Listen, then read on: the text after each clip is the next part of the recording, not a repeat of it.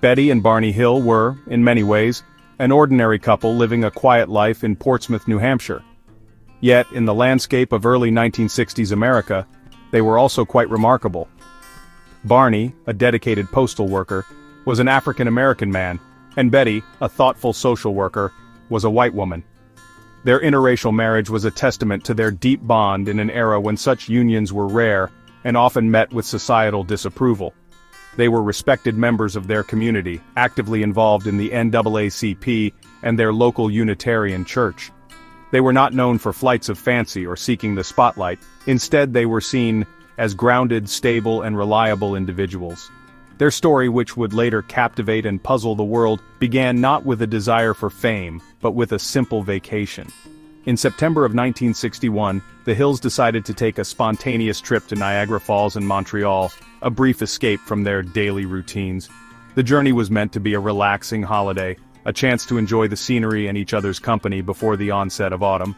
They were a couple who enjoyed simple pleasures, and this trip was no different.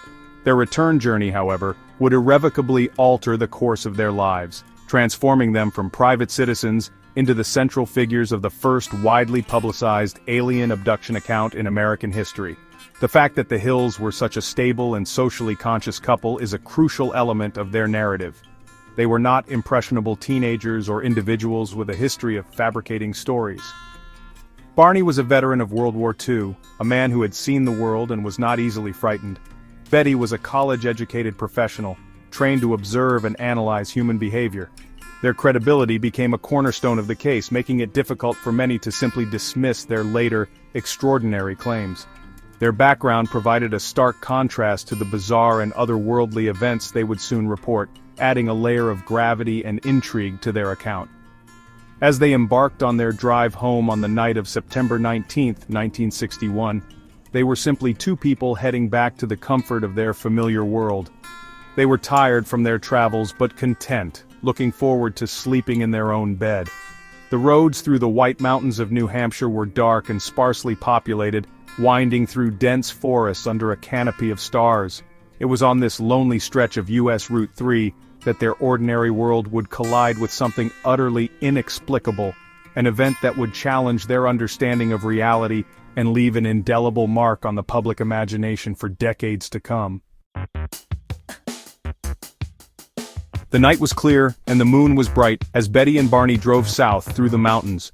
Just after 10 o'clock in the evening, south of Lancaster, Betty noticed a peculiar light in the sky. It was brighter than any star, and seemed to be moving in an erratic, unusual pattern. At first, she thought it might be a satellite, but it was moving strangely, seeming to follow their 1957 Chevrolet Bel Air. She pointed it out to Barney, who was initially dismissive, suggesting it was likely just a commercial airplane on its way to Montreal. But the light grew closer and brighter, its movements becoming more deliberate, as if it were pacing their car along the winding, empty highway. Barney's skepticism began to fade as the object continued its pursuit. He stopped the car several times to get a better look, pulling out a pair of binoculars to try and identify the strange craft.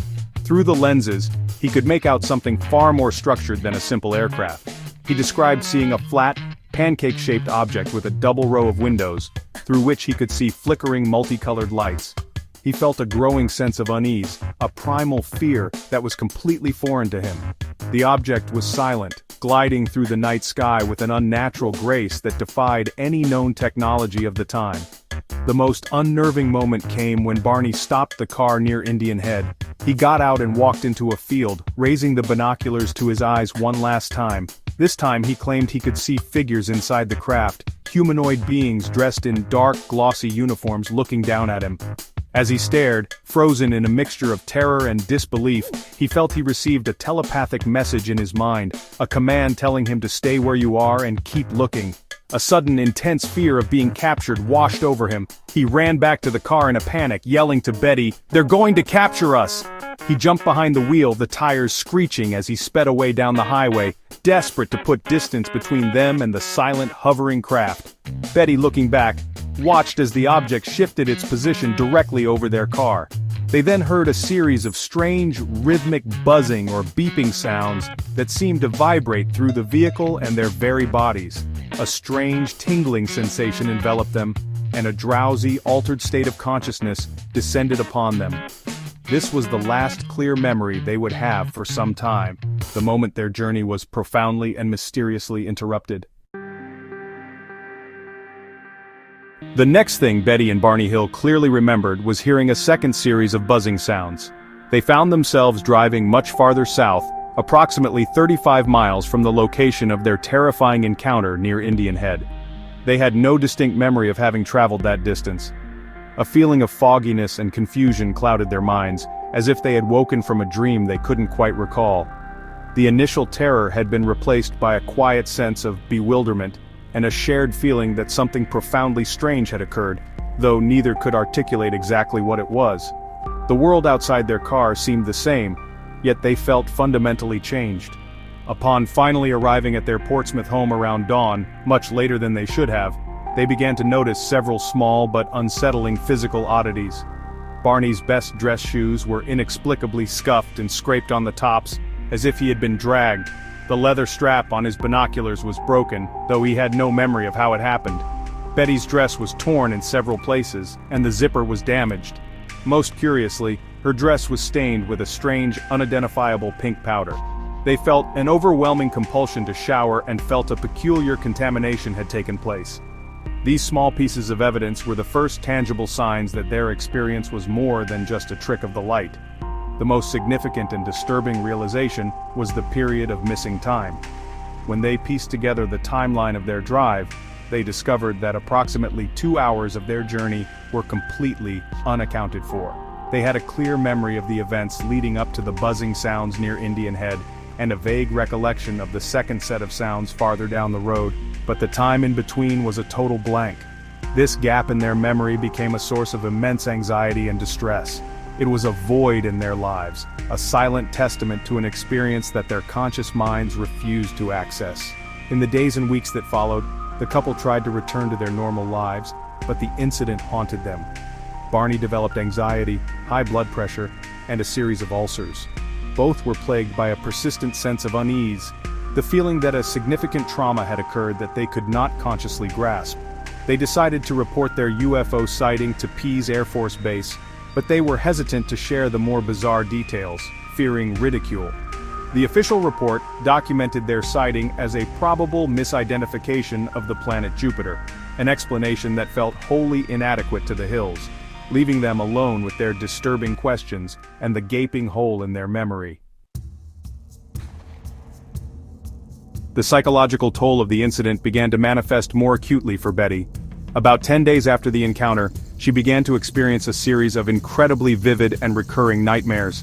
For 5 consecutive nights, she dreamt of the same terrifying sequence of events.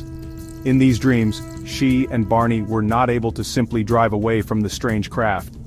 Instead, their car was stopped, and they were led out onto the road by short humanoid figures with large pear-shaped heads, gray skin, and huge dark eyes that seemed to wrap around the sides of their heads. The beings did not speak but communicated with her through telepathy. In these disturbing nightmares, Betty recalled being led up a ramp and into the silent metallic craft. She and Barney were separated and taken to different rooms for examination. She remembered feeling a mix of fear and a strange sense of calm, as if the beings were trying to reassure her. She described her examiner as the leader, who seemed more familiar and communicative than the others. She watched as they performed a series of what appeared to be medical tests on her. They took samples of her hair and fingernails and scraped her skin. The examinations were clinical and dispassionate, as if they were studying a curious biological specimen. The most distressing part of the dream involved a painful physical procedure. Betty dreamt that the beings laid her on a table and told her they were performing a pregnancy test. They inserted a long, thin needle, about 4 to 6 inches in length, into her navel, causing her to cry out in pain. The leader then seemed to react to her distress, passing his hand over her eyes, which immediately erased the pain. This specific memory from her nightmares was particularly traumatic and would become a central feature of her later, hypnotically recalled testimony. The details were so specific and emotionally charged that they felt more like memories than mere dreams. Although she documented these nightmares in detail, she initially kept them from Barney, not wanting to cause him further anxiety. His own mental and physical health was already deteriorating, and she feared burdening him with her terrifying dreams. However, the content of these nightmares was so consistent and detailed that Betty began to wonder if they were not dreams at all, but rather fragmented memories of the 2 hours of missing time bubbling up from her subconscious. It was this growing conviction that would eventually lead the Hills to seek professional help to uncover the truth of what happened on that lonely New Hampshire road. By 1963, the unresolved trauma of their experience had just become too much to bear. Barney's anxiety, ulcers, and high blood pressure were all getting worse, and both he and Betty were honestly desperate for answers. On the advice of their minister, they were referred to Dr. Benjamin Simon, a respected Boston-based psychiatrist and neurologist who specialized in hypnotherapy. The Hills hoped that hypnosis could help them recover the lost memories of those 2 missing hours, and hopefully, alleviate the psychological distress that had plagued them for nearly 2 years. Dr. Simon, a man of science, was initially pretty skeptical of their story, but he agreed to help them address their very real anxiety. Over the course of several months, Dr. Simon conducted separate hypnosis sessions with both Betty and Barney. This separation was crucial to make sure that one's testimony didn't influence the others. Under hypnosis, with their conscious defenses lowered, detailed and emotional narratives of the missing time started to emerge. Betty's account closely mirrored the content of her earlier nightmares, but with even greater clarity and emotional intensity. She recounted the abduction, the walk up the ramp, and the series of physical examinations with a profound sense of reliving the experience. Her voice would often tremble with fear as she described the strange beings in their sterile examination room. Barney, who consciously remembered very little beyond his initial terror, also began to recall vivid details under hypnosis. He remembered being forced out of the car and being dragged toward the craft, which explained the scuff marks on his shoes. He described keeping his eyes tightly shut for most of the ordeal out of sheer terror, a detail that differed from Betty's account of being more observant. He recalled being placed on an examination table where the beings examined his teeth, spine, and took skin scrapings. He was particularly disturbed by his memory of the aliens' large, wraparound eyes, which he felt were hypnotic and terrifying. The hypnosis sessions produced 2 separate but remarkably consistent narratives. While some details differed, like Barney keeping his eyes closed, the core sequence of events, being stopped, taken aboard a craft, separated and medically examined by non-human entities, was corroborated by both of them. Dr. Simon concluded that the Hills were not fabricating their story. They genuinely believed the events had happened. However, he remained scientifically cautious, suggesting that he couldn't verify the external reality of the abduction itself. He believed their trauma was real, but he left open the possibility that it was a shared fantasy born from Betty's vivid dreams. One of the most extraordinary elements to emerge from the hypnosis sessions was Betty's description of a conversation with the alien leader. While on board the craft, she claimed to have asked the being where he and his crew were from. In response, the leader showed her a 3-dimensional map that appeared to be projected into the room. It displayed a series of stars connected by lines of various types, solid lines representing established trade routes and dotted lines indicating less traveled exploratory paths. The leader pointed out his home star system on the map, but when Betty asked what the name of the star was, he communicated that she wouldn't know it. After the hypnosis session, Dr. Simon asked Betty to try and draw the map she had seen. Though she protested that she was not an astronomer and could not draw it accurately from memory, she did her best to replicate the pattern of dots and lines she recalled. The resulting drawing was a collection of about a dozen prominent dots connected by various lines, with 2 larger dots in the foreground. For several years, the map remained a curious but unverified piece of the puzzle. It was a strange artifact from an unprovable story, a hand-drawn chart of an unknown corner of the cosmos. The map took on new significance in 1968, when Marjorie Fish, an Ohio schoolteacher and amateur astronomer, became fascinated by the case. She wondered if the map could be identified. Believing the 2 large stars in the foreground represented the aliens' point of view, she began a monumental project. She built dozens of 3-dimensional models of our local stellar neighborhood, painstakingly plotting the positions of hundreds of sun-like stars. She then viewed these models from the positions of various stars, trying to find a perspective that matched Betty's drawing. It was a long and arduous process that required immense dedication and astronomical knowledge. After years of meticulous work, Fish announced a stunning conclusion in 1969. She claimed that the only perspective that matched Betty Hill's drawing was one from a planet orbiting a star within the binary star system of Zeta Reticuli. This system is located approximately 39 light-years from Earth and consists of two sun-like stars. At the time Betty drew the map in 1964, the exact positions and distances of the stars in that system were not widely known, even to many professional astronomers. This apparent discovery lent a powerful, seemingly scientific credibility to Betty's story, suggesting she had seen something that she could not have possibly known otherwise.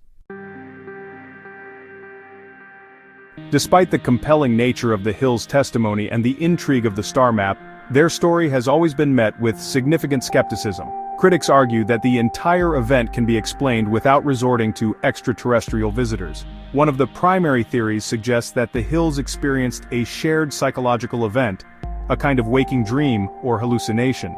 Proponents of this view point to the immense stress the couple was under as an interracial couple in the 1960s. The theory posits that this societal pressure, combined with the fatigue of a long drive, could have created a powerful shared delusion as a way to cope with underlying anxieties. Another major point of contention for skeptics is the reliance on hypnosis to recover the memories. While hypnosis can be a useful therapeutic tool, it is also known to be highly susceptible to suggestion and confabulation, a process where the brain fills in memory gaps with fabricated but plausible details. Critics suggest that Barney's memories were not genuinely recovered but were instead created during the sessions, influenced by him having heard Betty describe her vivid nightmares over the preceding 2 years. Dr. Simon himself acknowledged this possibility, noting that he could not prove the memories were real events rather than hypnotically induced fantasies. Furthermore, researchers have pointed to potential cultural influences that may have shaped the Hills' account. For example, just 12 days before Barney's first hypnosis session, where he described the alien's large eyes, an episode of the popular science fiction TV show The Outer Limits aired. This episode, titled The Bolero Shield, featured an alien with large wraparound eyes that could communicate telepathically. Skeptics propose that Barney may have seen this episode and unconsciously incorporated the imagery into his recovered memories of the abduction. This suggests that the details of their encounter might have been drawn from fiction rather than from fact. Finally, a more prosaic explanation suggests the entire event began with a simple misidentification. The initial light the Hills saw could have been a conventional object like an aircraft, a bright planet such as Jupiter, or even a blinking beacon atop Cannon Mountain, which was on their route. According to this theory, the subsequent events, the fear, the chase, and the missing time, were a product of fatigue, heightened anxiety, and an overactive imagination. In this view, there was no abduction, only a series of misperceptions that snowballed into a frightening but ultimately terrestrial experience, which was later solidified into a narrative through dreams and hypnosis. While skeptics provide plausible alternative theories, believers in the Hill abduction point to several pieces of physical evidence that defy easy explanation. Chief among these is Betty's blue dress, which she wore on the night of the encounter. When she examined it after arriving home, she found the zipper was broken, the hem was torn, and there were several tears in the lining. Most mysteriously, the dress was covered in a fine pink powder. Betty stored the dress away, and years later, it was sent for scientific analysis. Multiple laboratories examined the powder, but none could definitively identify its biological or chemical makeup. It remains an unexplained substance. Another intriguing physical detail concerns a group of concentric circles that were found on the trunk of the Hills Chevrolet. Not long after the incident, the Hills noticed that a compass, when brought near these shiny circular spots, would spin wildly, as if the area had become magnetized. They believed these marks were left by the craft when it hovered directly over their car. While the magnetism faded over time, the spots themselves remained a curious physical artifact associated with their encounter. Like the pink powder, the origin and nature of these marks on the car have never been fully and satisfactorily explained by conventional means. Beyond the evidence on their clothing and car, there were also physical marks on Betty's own body that she attributed to the event. In 1962, a year after the incident, Betty developed a series of mysterious circular skin lesions. These growths appeared without any clear medical cause and eventually had to be surgically removed.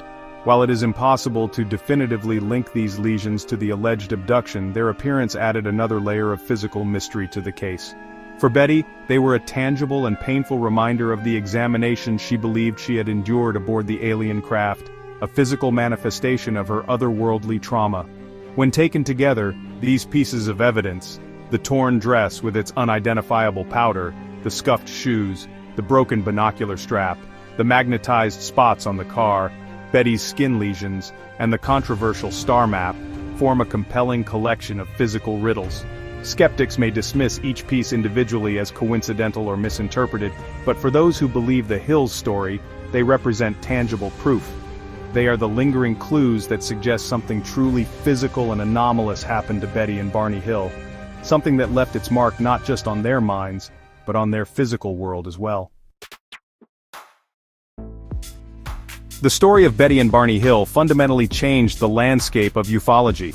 Before their case became public with the publication of the book, The Interrupted Journey in 1966, UFO sightings were typically reports of lights or crafts seen from a distance. The Hill case introduced the concept of alien abduction into the mainstream consciousness. It established a narrative template, a UFO sighting followed by missing time, recovered memories of being taken aboard a craft, and subjection to medical examinations by non-human beings.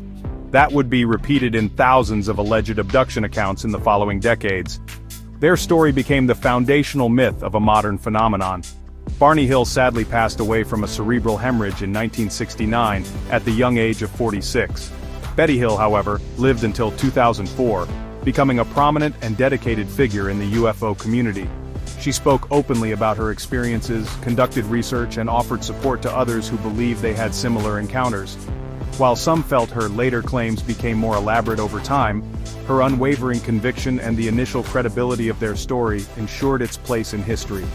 The case remains a benchmark against which all other abduction stories are measured, due to the respectability of the witnesses, the corroborating testimony, and the associated physical evidence. Today, more than 60 years after that fateful night in the White Mountains, the Hill abduction continues to fascinate and polarize. For believers, it is the quintessential case, a well-documented event filled with compelling evidence that points toward the reality of extraterrestrial visitation. The star map and the pink powder are held up as proof that defies conventional explanation. The story provides a powerful and deeply human account of contact, one that resonates with our deepest curiosities about our place in the universe. It serves as a cornerstone of belief, a story that seems to say, we are not alone. For skeptics, the Hill case is a powerful cautionary tale about the fragility of human memory, the power of suggestion, and the mind's ability to create narratives to explain traumatic or confusing events. It illustrates how cultural narratives like those found in science fiction can shape our interpretations of the unknown. The debate between truth and myth continues to rage, with no definitive resolution in sight. Ultimately, the enduring power of the Hill abduction lies not in a final answer, but in the profound and unsettling questions it forces us to ask about the nature of reality, memory, and the vast, mysterious universe that surrounds us.